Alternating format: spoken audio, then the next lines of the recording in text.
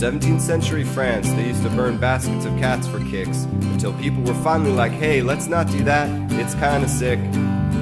So we don't do that anymore. And not so long ago, a hemiglossectomy cured a stutter.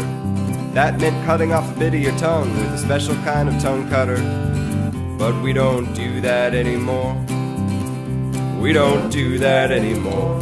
We don't do that anymore. But we're apparently still basically totally okay with the threat of nuclear war.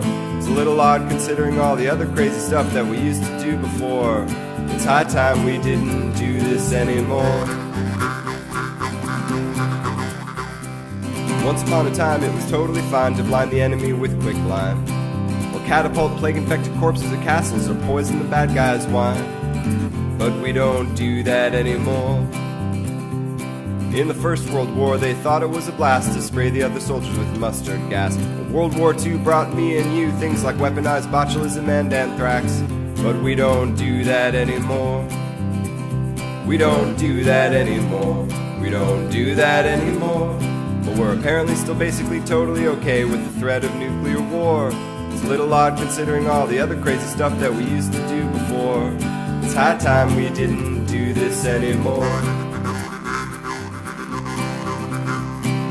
I was going to number all the nuclear weapons currently stockpiled on Earth, but counting to 16,000 seems like a terrible idea for a verse. Or maybe this is a bridge, but whether or not it is, before things get much worse, let's put this hearse in reverse. I know it's upsetting, but let's not be forgetting Armageddon. Yet I'm still a hopeful man, and I'm a big fan of the plan to ban nuclear weapons.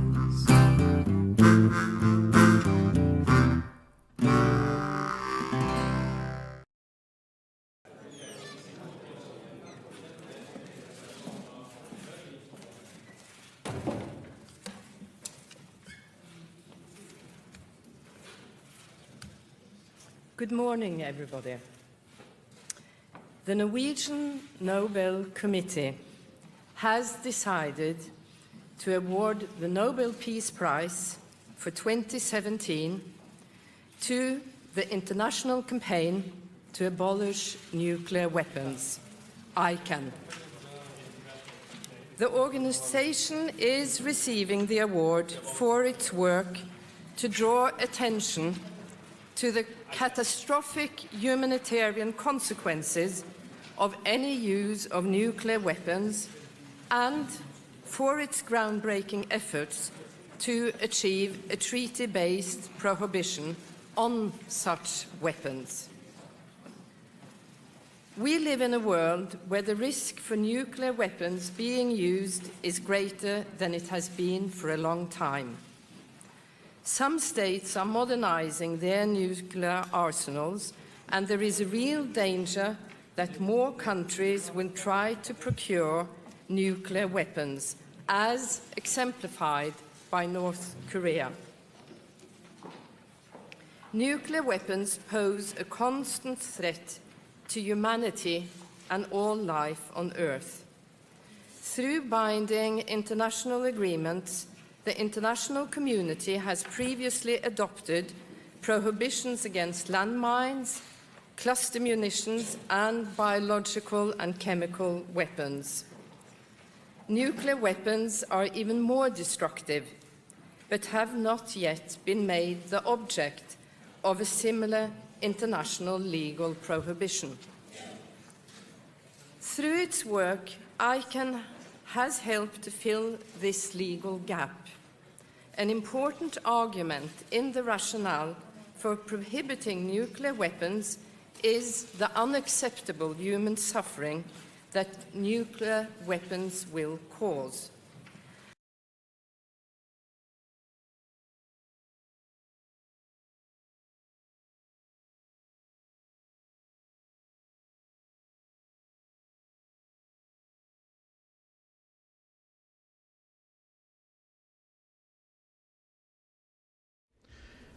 Our first speaker is Bruce Kent, who probably needs little introduction to you, but I'll tell you a little bit about him. He was Catholic chaplain at London University before he took on, with others, the task of helping CND to grow at a time when, in the late 1970s, some activists were even suggesting that it should be shut down. His enthusiasm, intelligence, good humour, tireless energy and patience provided exceptional leadership to millions in the 1980s. His focus was on challenging nuclear weapons, but he also saw the wider picture that his support for the United Nations and the ultimate need to challenge war itself as a way of solving conflict. But first, please welcome Bruce Kent.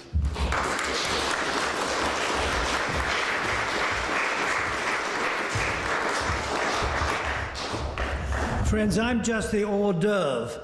The main course is sitting here on the table, who will give you a full account of nuclear weapons and the treaty and so on. So I'm a bit of a kind of preamble, and I'm glad to be here. I know Bedford quite well from past history. What have I done wrong? So I haven't done anything wrong. Anyway, I think this is a critical time to be addressing this issue. It's an issue about which I knew absolutely nothing when I was at school, because nuclear weapons hadn't been exploded or even announced to anybody. But actually, when I was still at school, something rather significant went on that I only learned long afterwards. In Downing Street, they were discussing whether Britain should conduct its own nuclear research to produce a nuclear bomb. Attlee was against it. Most of the civil servants were against it. Waste of money. What do we want an atom bomb for? But unfortunately, Ernest Bevin, our rather portly foreign secretary, had been over to the American embassy for a dressing down.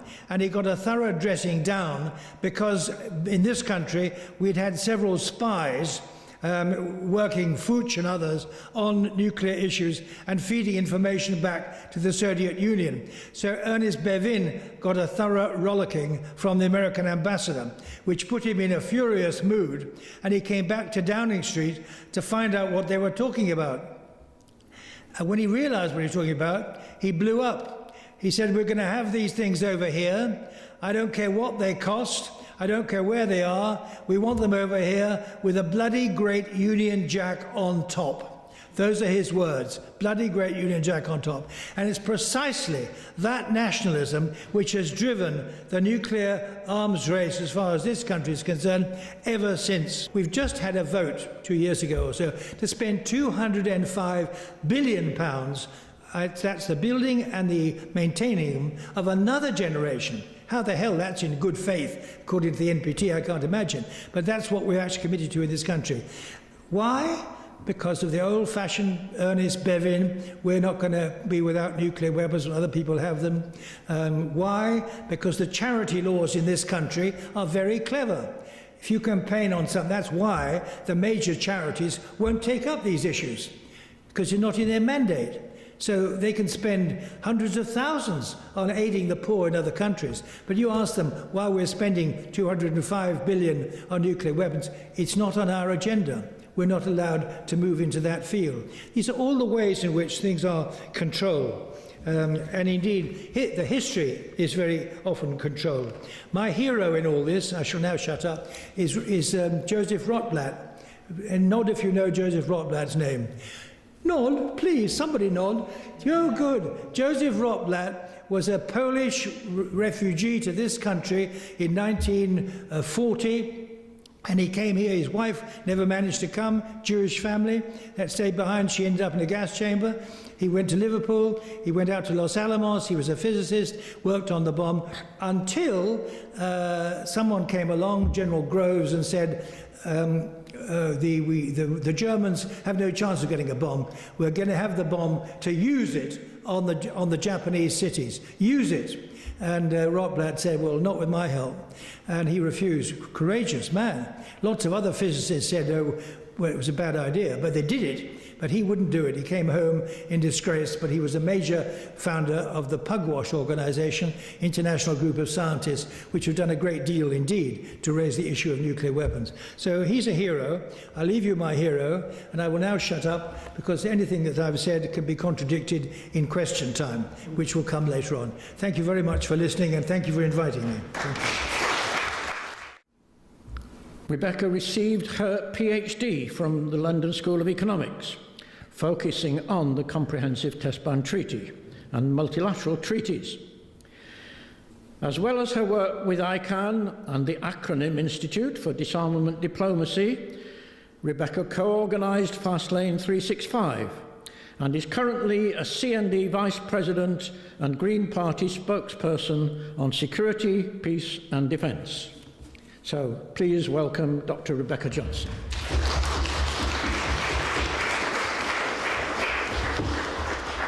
Well, thank you very much, Trevor, and thank you, Heather, and David and others who've organised this, and thank you very much, Deputy Mayor Reverend Charles Royden. I have to say, the first time I met Bruce was on a cold, wet day when we'd just been evicted. I'd only been at Greenham Common Women's Peace Camp for just a few weeks, and we'd had a massive eviction. And he turns up with a bottle of whiskey in one hand and chocolates in the other. I tell you, you were very welcome. And what ICANN did, and why we've got the Nobel Peace Prize, is sorry, next slide. We brought people back to recognising what nuclear weapons actually do in reality.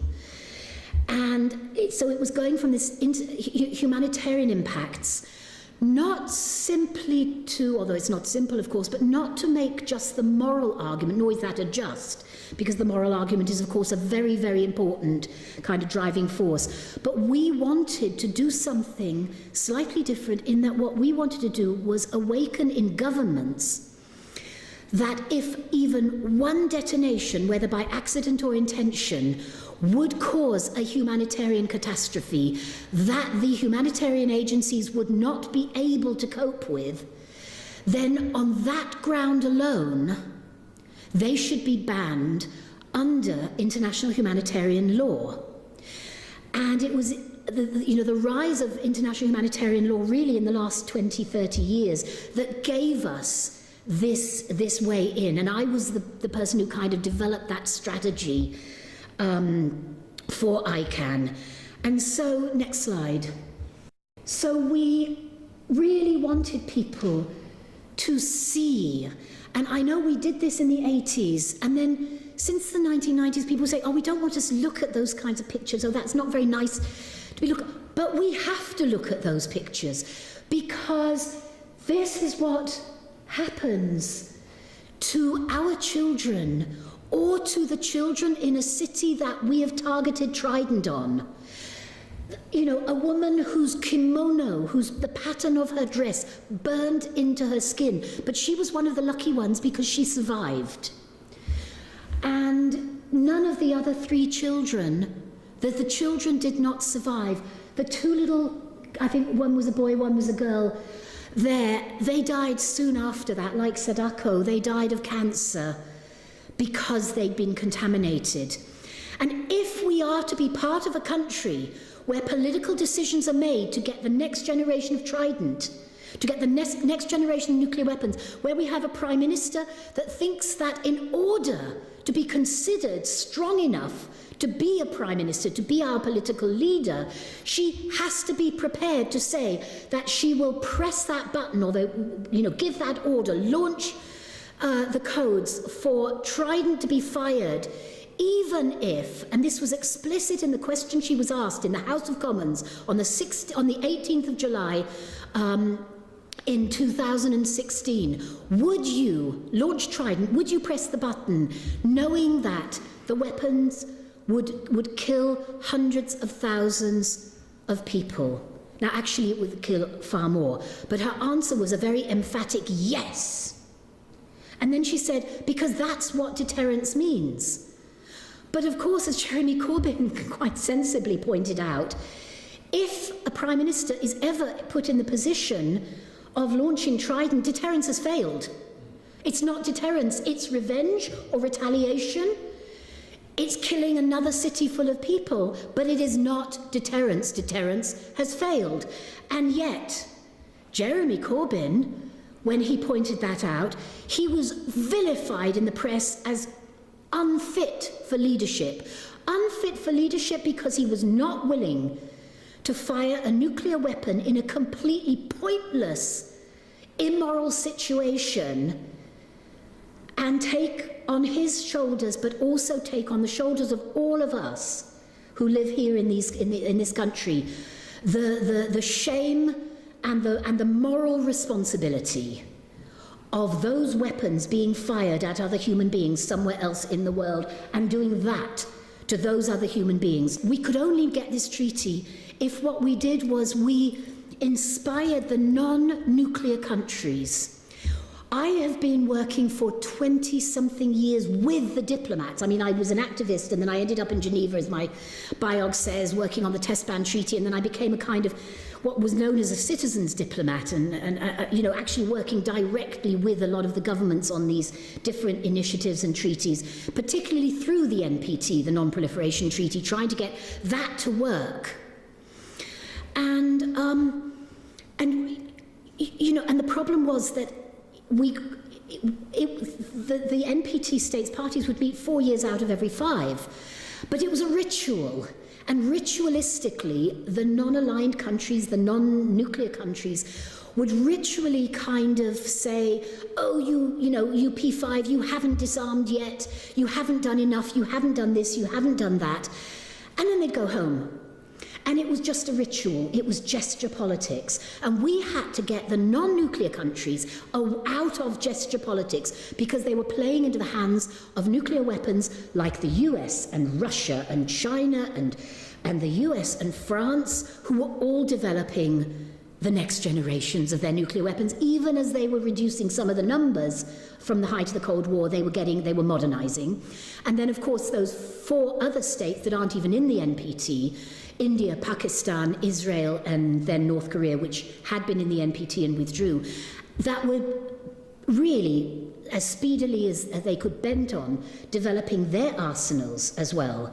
And ritual was not stopping them. The NPT was not stopping them. The whole of Africa, after South Africa got rid of its weapons, the whole of Africa negotiated to become completely nuclear free, a nuclear free continent. They followed on from the whole of Latin America and the Caribbean, having done that actually in the 1970s. And the South Pacific. There were nuclear-free zones also in Southeast Asia, not in the area encompassing India and Pakistan and Bangladesh and Sri Lanka, but in the wider Southeast Asia, and pockets of nuclear-free zones elsewhere. So almost the whole of the southern hemisphere were nuclear-free zones. And so those countries, their politicians were not thinking about nuclear weapons because they'd done their bit. And they would come to every NPT meeting and talk about it. What we showed them using this kind of data and this kind of information was that if India and Pakistan were to have a regional, limited nuclear war, unleashing less than half of their current arsenals, so 50 nuclear weapons each, and posited on those nuclear weapons being around the size of Hiroshima. Actually, they're generally much larger, as is Trident, of course. That regional war, or bringing it close to home, less than the explosive power used, less than the explosive power carried on one British Trident submarine, if fired at 6 major cities somewhere in the world, and we know that they are still targeted, at least they're technically non-targeted, but the doctrines still take into account unleashing Trident at Russian cities, for example. So just 6 cities, 1 Trident submarine's worth of nuclear weapons, or India and Pakistan beginning a regional, a limited nuclear war, would cause a famine. It would cause a cooling of the atmosphere, and that would, of course, cause complete disruption of agriculture. This would cause a massive famine, and the estimates were between 1 and 2 billion could die over the next decade. That's more than you know, a quarter of the world's population. So that's when we started to wake up the African members of parliament and the African parliamentarians and African governments, the South American, Latin American, the Asian, and they were the states, next slide, they were the states that really took the lead then on this treaty. So let me now talk about the treaty. So this is actually the UN, you probably can't see it very well, but anyway, this is the treaty that we've got copies of. Take it, read it. It's actually a beautiful document. It's a beautiful treaty. Next slide. It starts with very clearly stating the humanitarian reasons why it is so necessary to ban nuclear weapons. And it goes through issues that are not in other treaties. This is more than arms control. This is one that goes to the human heart, the moral heart, as well as the legal heart of why we need to get rid of nuclear weapons. And it talks about catastrophic humanitarian consequences. It talks about the hibaksha, actually mentions them, you know, as a group, the environmental, health, socio-economic consequences, the disproportionate impacts on women and girls and indigenous people. This is something that has not been publicly acknowledged in these kinds of documents and never in a treaty.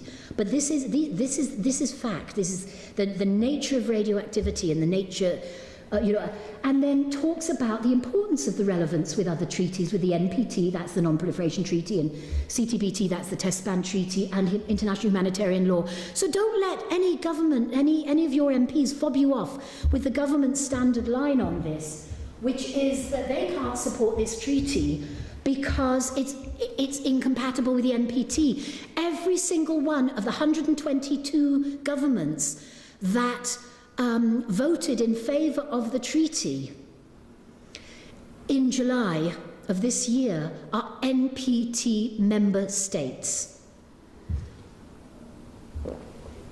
And so, continuing on the next slide, it then gets to the prohibitions, and these, you know, I had high hopes for this treaty, and I was going around speaking about what we wanted to see in it. We got more than that in this treaty adopted by the UN. That's what feels so amazing to me. Fundamental prohibitions on developing, testing, producing, manufacturing, otherwise acquiring, which can be buying it on the black market or stealing it or anything else, possessing or stockpiling nuclear weapons or other nuclear explosive devices. You have to have that or other nuclear explosive devices just in case somebody says, oh, this nuclear explosive device isn't a weapon. I don't know what it is, but it isn't a weapon. So it covers that. The B, the transfer, that very much uses NPT language, so it echoes, it reinforces NPT language. Next slide. And then it goes on, you can't receive the transfer or control. Now, what's interesting here is this does echo the NPT language, but it clearly identifies an area that NATO has used that was a gap in the NPT language, that NATO used to say that they could have nuclear weapons in Germany and Netherlands and Italy and Belgium and Turkey.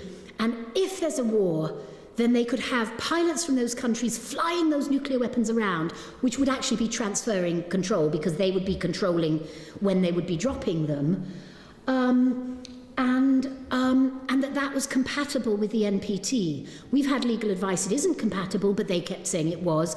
This now makes it completely incompatible with international law under this treaty. No ifs, ands, or buts. But also this E is really powerful. It's prohibited to assist, encourage, or induce in any way anyone to engage in any activity that is prohibited. Now, anyone, that doesn't just mean a state, that means anyone. So, you know, a company making nuclear weapons, we're not allowed to assist them in manufacturing those nuclear weapons. Our banks, our money, our pension funds are not allowed to be assisting the making of nuclear weapons under this treaty. It also means persons. So, of course, it does deal with that issue of the potential for terrorists to try to get hold of weapons or you know, the plutonium from the weapon or you know, to make a weapon, anything like that. So we are all responsible, not just states, we are all responsible. And then you're not allowed to, of course, ask for, seek or receive assistance, and that comes in. And then here again, G very much deals with the NATO installation and stationing of nuclear weapons. But what does it do about Scotland? This is a very interesting one. The Scottish are very keen to be using this, and you know, the Scottish First Minister has already welcomed that ICANN was given the Nobel Peace Prize and welcomed the treaty. Allow any stationing, installation or deployment of any nuclear weapons or other nuclear devices in its territory or at any place under its jurisdiction and control. And the very final, therefore, thing that I want to remind us is people power works. And if there's anything that destroys human rights, it's murder. And nuclear weapons are mass murder on an unimaginable scale. That's why we've banned them, but that's why we have to bring the UK on board. We have to make this treaty work. We have to get every single one of the nuclear-armed and nuclear-dependent states, one by one, country by country, MP by MP, person by person. We can do it. Look, we've done it before. Thank you very much.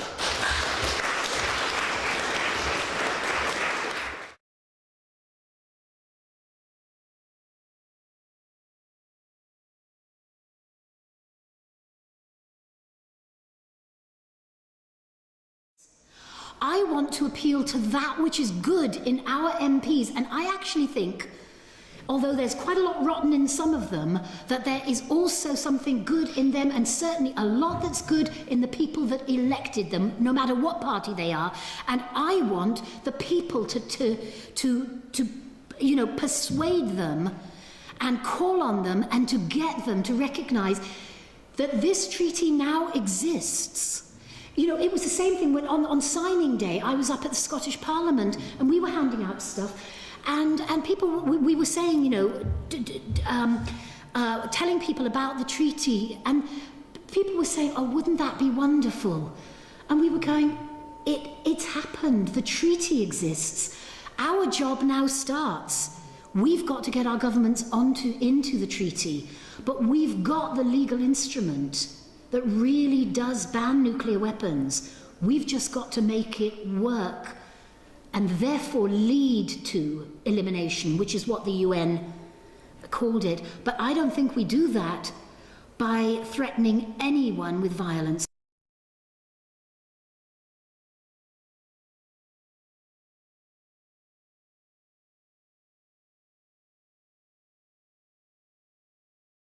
Very, very good question. It absolutely goes to the heart of it, because we know, I mean, Jeremy Corbyn was former vice president of CND, and, you know, I've worked with him. His mother used to come up to Greenham, and you know, I can remember him as a young MP coming up, and I know that he knows that not only are nuclear weapons inhumane and morally wrong, he knows he would never, ever press the button. He knows they're useless. He knows they're a waste of money. He'd much rather spend all that, you know, save that money and spend it on real security, which is our health service, our education, our, you know, tackling climate change. He knows all of that. But a lot of his MPs are people who came in over the last decade and a half of Blair, you know, with this fixed mentality that somehow the position of Labour under Michael Foot in completely opposing all nuclear weapons had lost them a series of elections. Now, anyone who knows their history knows that there were a whole bunch of things, including the splitting of Labour with the SDP, which is about economic policy and various other kinds of things, you know, as much. We don't have to go back to the history. You're asking the question, how do we do that now? And you're quite right. The Greens, I mean, I'm actually spokesperson for the Green parties, and I got the global Greens to pass, so all the Green parties of all the world, to jointly pass a resolution that they would all work for the treaty back in March of this year, before the treaty was even concluded. So we know that they're going to work for them. With Labour, we've got to convince them. And we've got to convince them on a range of things. And, you know, one of the things is that really to raise their awareness that this treaty exists. You know, they don't know because the media is blocking it. We're doing all that we can, but they need to know. I mean, I've met with Emily Thornberry. You know, we've talked about it. She knows about this. I did the debates before, you know, with her sitting to my right. But you, as their constituents, have got to bring this to their attention, go to their surgeries, take them the treaty, take them this, say you want them to sign the parliamentary pledge, take a photograph of them signing the parliamentary pledge, and then tweet it out, and we will retweet it. So that's one thing. Then Momentum. We're now, as ICANN UK, we're reaching out to some of the Momentum within Labour just to kind of get them to recognise that this is a moment in history. And before we waste too much more money, Jeremy got cornered because he doesn't want to be saying, okay, you know, the Labour policy is X and I'm going to overturn that unilaterally. Because he's the leader of the party, he has to persuade them. He's got to have a debate within his party, but to have the debate, he's got to teach them about the treaty, show them about the treaty, teach them about the nuclear convoys going through their constituencies and endangering their people, and no information being given to the police or the fire people. He's got to show them that there's more jobs in not replacing Trident and spending that money on other social, economic, health, education, climate kinds of jobs, that there's far more money. There's actually, we've done studies, there's only one constituency in the whole of the UK where jobs actually hang on Trident, and that is Barrow. But Barrow is a specific case where, when Vickers, as it was, then turned into British Aerospace, they got rid of practically the entire shipbuilding on which Barrow depended and made it utterly dependent as a one-horse town on the nuclear subs. But they're behind on their schedules for the Astute, so they've got probably about 15 years. They could cancel Trident now.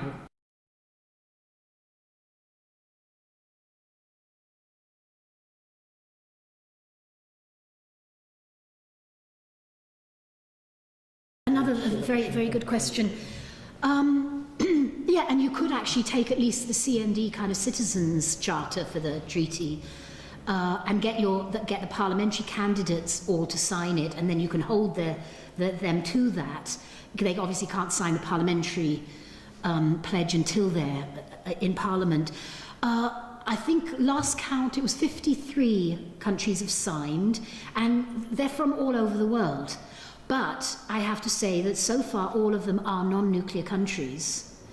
And trying to get the first nuclear armed or the first country to recognise that they can, the first NATO state, they need to get legal advice done for how they can be part of, carry on being part of NATO but not assist in the deployment of nuclear weapons. And we know of at least a couple of countries that are starting to get that kind of legal advice. And then there's going to be another sort of go at a signing ceremony in the week before the Nobel Peace Prize in New York at the UN, because the UN Secretary General is the depository. He's the holder of the treaty on behalf of all of us. And so we're expecting to get another group of states signing up to the treaty in December. And then after that, it's just, one by one. That's the nature of all treaties, really. Are any European countries? Yes. Oh, Ireland signed, was one of the first. Sweden signed. Austria? Austria, of course, signed, yes. They're actually taking the lead on this next thing. Yeah, those definitely have signed. No, not Germany yet. Yeah, we have the NATO states were basically required chiefly by the US and UK and France, to boycott all the negotiations. One of them didn't boycott. Netherlands actually participated because their parliament told them they had to. But the fact is that NATO wanted a kind of the equivalent of a three-line whip to oppose it, and we have to break that apart and open it up.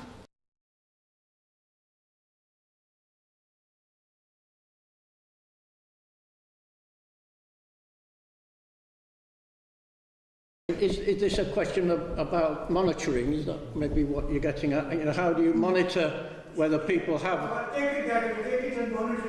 Okay, well, the fact is that the Non-Proliferation Treaty, which was from the height of the Cold War, but in the 1960s, where verification was a lot less sophisticated than it is now, actually set up a regime, a legal regime, and the vast majority of the states who joined that treaty saying they were not going to get nuclear weapons have not got nuclear weapons.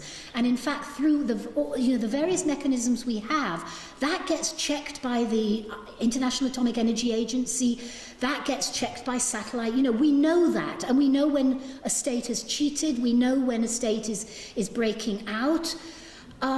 It's not, the science isn't the problem. And I was a senior advisor to Hans Blix at the time of the International Weapons of Mass Destruction Commission. And, we actually, in that commission, we said that, the problem is the political will. And so that's a different aspect of the control. It's the status attached to it by various states, and then the way in which they both use it, as North Korea uses it, but frankly, as has been used in this country and others too, to control the people.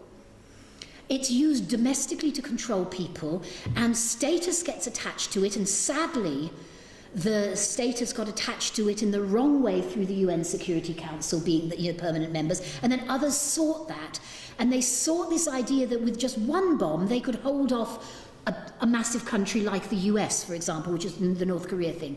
So a huge part of what we were doing and what we still have to do to get the treaty through the UN was to show that we have to make the status pariah. So we talked about, and the Austrian president, chancellor, put it really well, we have to stigmatize, ban and eliminate these nuclear weapons. This treaty definitely stigmatizes and bans. Even if the UK doesn't join, even if any of the other nuclear weapons states don't join immediately, and they're not going to join immediately, we have to pressure them to join, nuclear weapons are stigmatized. And the very fact that these weapons are banned now means that we can go back to the International Criminal Court and we can insist that any use or threat of use of nuclear weapons is recognised, as I'm sure most of us in the room recognise morally, but is legally recognised as a crime against humanity and a war crime. Because legally, nuclear weapons are not recognised as those, but chemical and biological weapons, vile though they are, they're not quite as bad as nuclear. They are recognised, any use or threat of use. Why? Because those weapons have been prohibited by treaty. Now that nuclear weapons have been prohibited by treaty, we should make it very, very clear that any threat of use or use, and that would make sure that basically what Theresa May was doing in Parliament 2 years ago was threatening to use nuclear weapons as part of deterrence policy. That is now outlawed under this treaty, but we have to make it stick.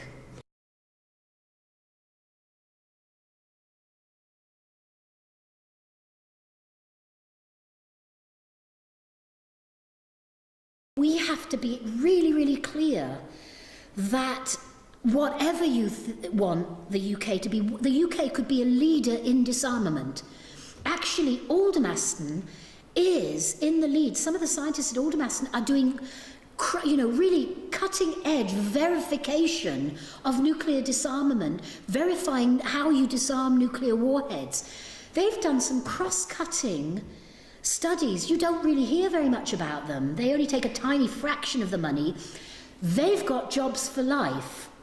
they can stop making new warheads and start working on the disarmament. And again, that's what we should say. We should be taking the lead on disarmament, not on the next generation nuclear weapons. Bruce, I think the question is about what role do we want Britain to be playing in the world? Do you want to just leave us with your final thought? Since we don't even have an independent nuclear weapon, we're entirely dependent on the Americans, we could perfectly well say we'll sign up to the treaty. But most people haven't got a clue, publicly speaking, about these issues. They don't know that we borrow the missiles from the States. Our job is public education, and that, I think, is a task for all of us. But I'd like, on your behalf, to give them a vote of thanks for a very stimulating presentation this evening. I think it's been, what we have to do first of all is to educate ourselves, and then once we are educated and understand the issues that Rebecca and Bruce have been talking about, we'll be better able to persuade other people, to persuade our MPs. And to get a majority, we feel instinctively there is a majority in favour of this proposal. It's just getting a political majority that is the problem.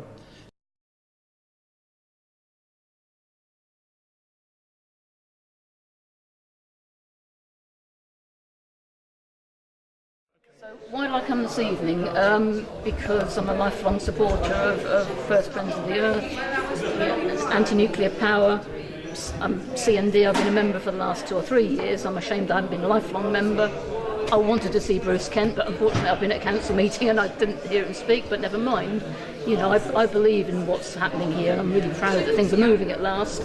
And I'm lucky that I have a direct line to our local MP, and that I've been able to ask him will he sign the pledge to support the treaty, and he will. So, I'm really pleased I came tonight. Brilliant, great news.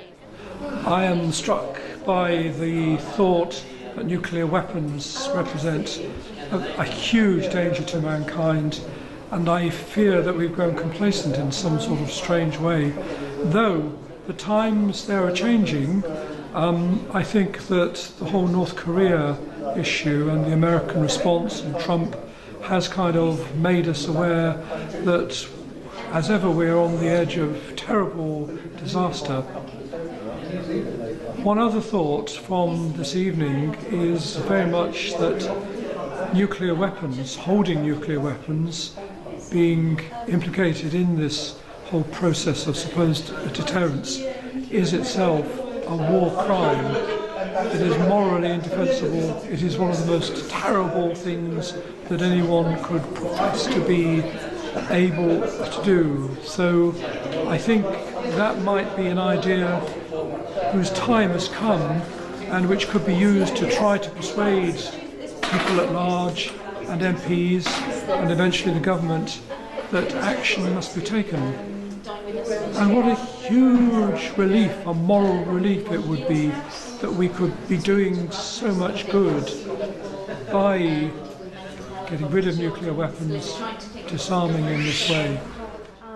Lucy and I are both involved with BED's Climate Change Forum and CND, and I do think the two are linked, because I think when people feel strongly enough about taking care of the earth and preserving nature and resources and pure water and air and soil, the idea of having nuclear weapons is going to be utterly absurd. I think that young people are not so knowledgeable about it as perhaps we were, as my generation were as teenagers. And so I think it's something that we have to get going again and concentrate perhaps on young people as much as anything to get them interested in doing something. And I suppose this has been a new opening, a new reason for hope, and certainly something that I'm not going to let go by without doing my bit towards it. Well,